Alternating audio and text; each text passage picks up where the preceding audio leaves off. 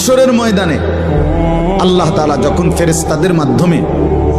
আগুনের শিকল দিয়ে টেনে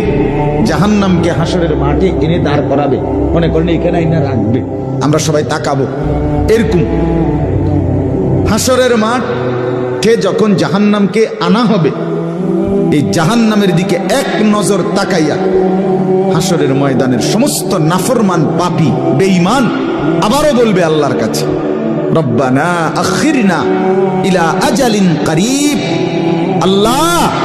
একটু সময়ের জন্য দুনিয়াটা আবার ফেরত দেন, হায়াত আবার ফেরত, সময়গুলো আরেকবার দেন, আরেকটু সময় দেন, নজিব দাওয়াতাক, আপনার সব কথা তখন মেনে নেব, ওয়ানাত্তাবিউর রুসুল, আপনার রসুলদের আনুগত্য করব। আল্লাহ বলবেন না,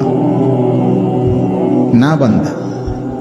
এখান থেকে কাউকে আর ফেরত দেব না।